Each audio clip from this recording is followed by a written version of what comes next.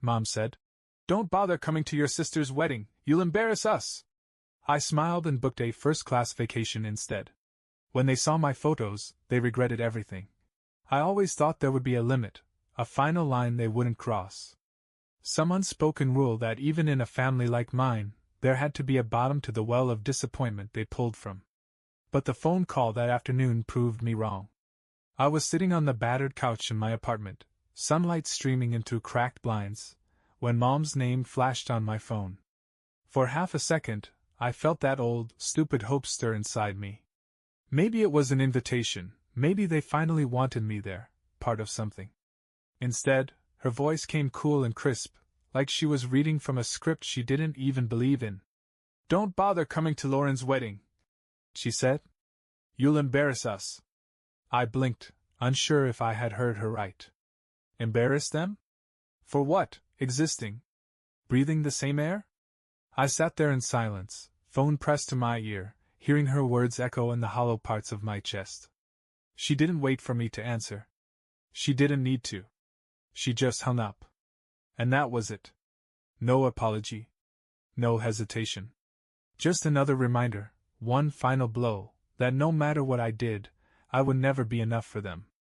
I stared at my reflection in the black screen of my phone after the call ended. A strange sort of calm washed over me. It wasn't sadness, not even anger this time. It was relief. A heavy door slammed shut. I smiled. For the first time in a long, long while. If I was going to be an outsider in my own family, then I might as well live like it. Really live. And so, while they were busy pinning boutonnieres and practicing fake smiles for wedding photos, I started planning something else entirely.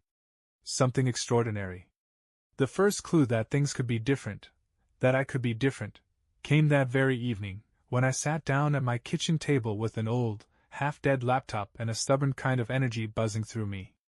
I pulled up a browser and typed the words without thinking. Best first-class vacations in the world. It was a ridiculous idea. A fantasy. Something people like me didn't do. I mean, I grew up saving ketchup packets because money was tight. I wore hand-me-downs from my cousin until I was 15. First-class vacations were for other people. But as the images loaded, glittering beaches, glassy villas clinging to cliff sides, yachts cutting through turquoise water like silver knives, something inside me shifted. Why not me? I had savings. Quietly built up over years of skipped birthday presents, cancelled plans, and silent sacrifices. Money I'd always saved just in case. As if I was waiting for some emergency. Wasn't this an emergency? My own mother had told me not to come to my sister's wedding because I was an embarrassment. If that didn't count as an emergency of the soul, I didn't know what did. I leaned back in my chair, a slow smile spreading across my face as I clicked book now on a private island resort in the Maldives. Not just a room. An overwater villa, complete with its own infinity pool and butler service. Next, a first-class seat on a plane, the kind where the chair folds into a bed and they bring you champagne before takeoff. Then a custom-tailored wardrobe fitting, a series of yacht parties, reservations at restaurants so exclusive they didn't even have public menus. Each confirmation email felt like a match striking dry wood somewhere inside me. Warm. Bright. Alive. For the first time maybe ever, I wasn't waiting for their approval. I was choosing myself. And this time, I wasn't going to hide it. If they didn't want me at the wedding, they were going to see exactly what they missed. The day I walked into the tailor's studio, I barely recognized myself. I was still wearing my old jeans and a faded t-shirt, but the man who looked back at me in the mirror had something new, something sharp and unbreakable in his eyes. The tailor, an older gentleman named Victor, measured me with the kind of care usually reserved for royalty. As he worked, he made polite conversation. "Special occasion, sir?" I almost laughed. You could say that. When the suits were ready, rich navy, crisp charcoal, a perfectly fitted white linen for the island, I stood taller. I wasn't the overlooked son or the family disappointment anymore. I was a man who walked into a room and made people wonder who he was. I booked a professional photographer for a travel lifestyle shoot. Someone who knew how to capture those moments that looked effortlessly expensive. Golden sunsets over the sea. Tailored shirts fluttering in the breeze on the deck of a yacht. Candid smiles as glasses clinked over candlelit dinners. Then, 2 days before the wedding, I boarded the plane. First class was another world. Warm hand towels, champagne before takeoff, a seat that turned into a bed softer than anything I'd ever owned. For once, I didn't feel like I was sneaking through life, hoping not to get noticed. I was exactly where I was supposed to be. When we landed, I didn't even head straight for the resort. I took my time, window shopped at boutiques where the price tags had more commas than I'd ever seen, lingered at seaside cafes where the waiters remembered your name and your favorite drink after a single visit.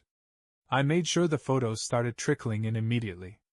An artfully casual shot of me boarding a private boat captioned, "Sometimes the best RSVP is no RSVP at all." A slow-motion video of the ocean waves lapping against the white sand shore, my silhouette framed against the horizon, sunglasses on, smile easy and real. I set my privacy settings wide open. Visible to everyone, extended family, old friends, even old coworkers who probably thought I'd faded away into nothing. And yes, I made sure it was visible to them too. The family that had cut me out of the biggest day of their lives. They would see me living a life they couldn't even dream of touching. Back home, as they rehearsed their toasts and pinned corsages to lapels, the buzz started. Messages from cousins I hadn't heard from in years started pouring in. "Bro, where are you? That place looks insane. Dang, first-class treatment, huh? Wait, why weren't you at the wedding?" I didn't answer any of them. Not yet. Instead, I leaned back on a lounge chair overlooking an endless stretch of ocean, lifted a glass of something cold and expensive to my lips, and smiled to myself. I had given them my whole life, piece by piece. Now they could watch what they lost, from the outside. And that was only the beginning. The morning of Lauren's wedding, I woke up to the sound of soft waves brushing against the pillars of my villa. Sunlight spilled through the sheer white curtains, painting gold patterns across the marble floor. Somewhere nearby, birds sang low, drowsy songs, and the smell of salt hung sweet and sharp in the air. I stretched, slow and lazy, like a man without a single worry in the world, because for the first time, I truly didn't have any. Meanwhile, thousands of miles away, my family was scrambling into suits and dresses. Makeup artists fixing eyeliner. Photographers shouting directions. Small arguments simmering under forced smiles. I didn't need to be there to know how it was going. The posts started appearing online within hours. Photos of Lauren in her white gown, flanked by our parents. Guests crammed into folding chairs under a white tent that sagged slightly at the edges. A catering table that looked, well, let's just say it didn't exactly scream luxury. But the real buzz wasn't about the flower arrangements, or the speeches. It was about me. I saw it in the comments under the wedding pictures, not just from family, but from friends of friends, distant cousins, even coworkers who only barely knew me. "Where's Andrew? Wasn't he invited? Did you see his photos? He's in the Maldives right now, right? Man, he looks like he's living the dream. What happened with the family?" The gossip rippled through the crowd faster than the champagne. At the reception, as Lauren twirled on the dance floor in her overpriced dress, half the guests weren't watching her.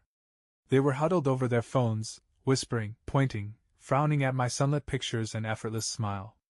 I heard later, through a cousin who couldn't wait to spill the tea, that people were asking the hard questions at the tables. Why wasn't I there? Why wasn't the family proud of me? How could they possibly have let someone who seemed so successful, so happy, just drift away? No one had good answers. Because the truth was ugly. And for the first time in their lives, they couldn't dress it up nicely enough to hide it. My mother's face, I was told, turned a shade of red that no amount of makeup could fix. My father grew stiffer by the minute, clutching his drink like it could anchor him to some version of the day that didn't feel like it was falling apart. And Lauren, well, let's just say it's hard to be the princess when half the kingdom is asking why you exiled the heir. They had planned a perfect day. But my absence was the thing everyone remembered. Not the cake. Not the first dance. Not the vows. Me. The ghost they couldn't stop whispering about. And I spent that night under a sky so crowded with stars it looked like someone had spilled diamonds across velvet. I didn't miss them. Not for a second. The first message came before I even finished my breakfast the next morning. A simple text from Mom. "Hey honey, can we talk?" Like nothing had happened. Like she hadn't told me, days ago, that I'd embarrassed them just by showing up. I stared at the screen for a moment, the forkful of fresh fruit paused halfway to my mouth. Then I set the phone down, face down on the polished wood table, and let it buzz uselessly against the surface. A few hours later came another one, this time from Lauren herself. "I missed you yesterday. It wasn't the same without you. Wish you had been there. No apology. No ownership. Just regret coated in sticky, self-serving words. As if it was my fault for not showing up after they slammed the door in my face." By the time sunset arrived, my phone was a battlefield of missed calls, voicemails, and frantic texts. Messages from relatives I barely spoke to. Some warm, some confused, some sharp-edged, demanding to know why I had caused a scene by not being there. It was almost funny, in a way. How absence had more weight than all my years of silent loyalty ever did. I walked out to the edge of the infinity pool, a glass of wine in hand, and watched the sky bleed into shades of molten gold and deep purple. The ocean stretched forever, humming softly against the shore. The kind of beauty that demands stillness, that asks for nothing but your presence. Another text flashed on the screen. "Mom again. We didn't mean what we said. Family is family. Please come home." I took a slow sip of wine, feeling the warmth spread through my chest. A deep, quiet peace settled in my bones. Home. Funny how they still thought they had the power to define that word for me. I smiled, not a sharp, bitter smile, but a real one this time. A free one. Then, without ceremony, I opened my messages. And I started deleting them. One by one. No hesitation. No second thoughts. I wasn't angry anymore. I wasn't hurt. I was done. Truly, finally, wonderfully done. I turned off my phone, dropped it onto the cushioned lounge chair behind me, and watched as the last sliver of sun slipped below the horizon. The world didn't end without them. In fact, it was just beginning. For the first time in my life, I chose myself. And it was beautiful. That night, for the first time in what felt like forever, the silence wasn't heavy. It wasn't the silence of waiting for a phone call that never came. Or the silence after another family dinner where I was invisible. It was a good silence. A full one. The kind that hums gently around you like a second heartbeat. I sat out on the balcony of my villa, barefoot, a soft breeze threading through my hair, and just breathed. No noise. No expectations. No waiting for someone else to decide if I was worthy. The ocean whispered beneath me, constant and patient. Somewhere deep inside, the old version of me, the boy who had begged for scraps of affection, the man who had bent himself into shapes trying to fit into a family that never wanted him whole, exhaled, and finally let go. Not with anger. Not with sorrow. Just peace. Maybe, I thought, some doors don't close. Maybe they were never open to begin with. And that was okay. The next morning, I woke before the sun. The sky was still bruised with darkness, but a thin line of silver stretched along the horizon, promising a new day. I wrapped myself in a soft cotton robe, padded barefoot to the deck, and stood there, feeling the cool wood beneath my feet, the salty air waking up my senses. For a long time, I just watched the world change colors. And somewhere in that slow, golden blooming of light, a thought slid into my mind, quiet, but steady. I can be anything now.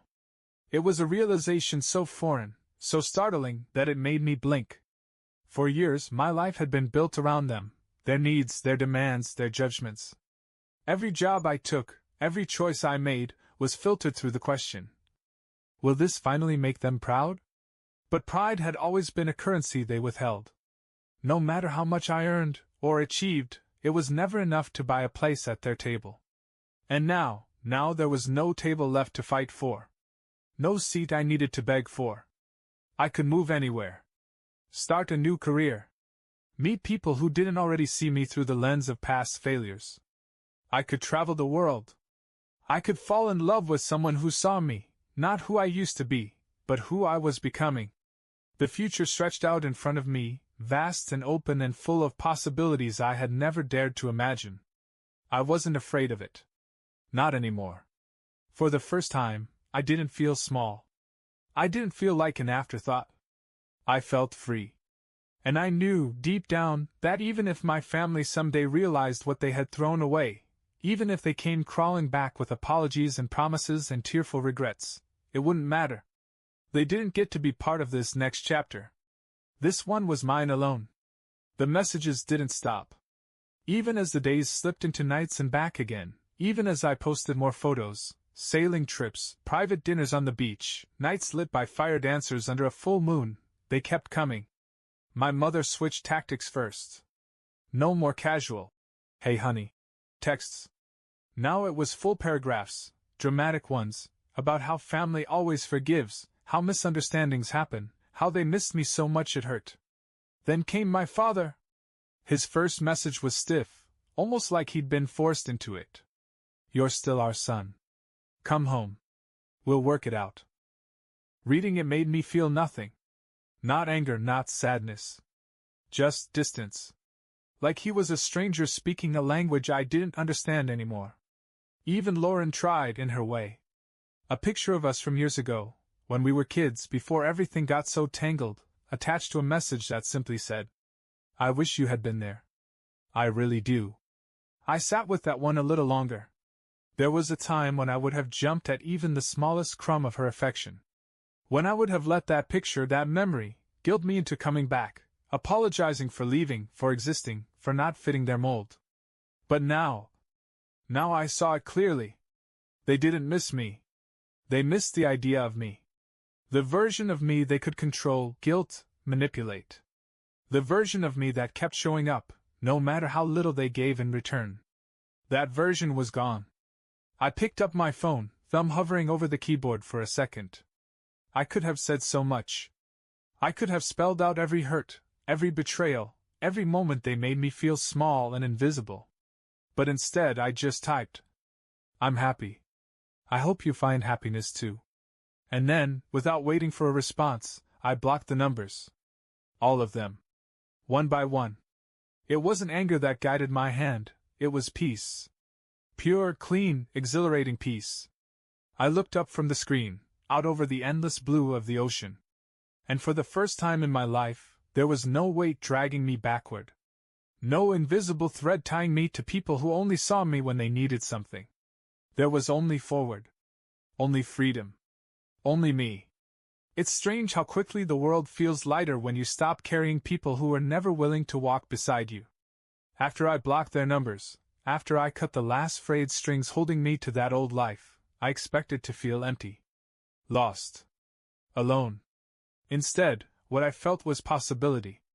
Raw and endless. I spent the next few days doing things I would have once convinced myself I didn't deserve. I chartered a private yacht and spent an entire afternoon drifting across the sea, the sun bronzing my skin, the wind tossing my hair into wild shapes. I wandered through open-air markets, buying whatever caught my eye, bright, hand-woven tapestries, spices that stained my fingers red and gold, little gifts for people I hadn't even met yet but somehow knew would matter in my new life. At night I sat with strangers who treated me better in an hour than my family had in decades. Laughing over seafood so fresh it almost danced off the plate. Swapping stories with people who didn't ask where I came from or how much I earned, only who I was now, in this moment. And somewhere between the toasts and the laughter, the easy conversations under a sky thick with stars, I realized something. Family isn't blood. It never was. Family is who shows up for you when you have nothing to offer but yourself. Family is who claps for you when you win, who holds out a hand when you fall, who doesn't demand you shrink yourself to make them comfortable. Family is chosen. Built, not inherited.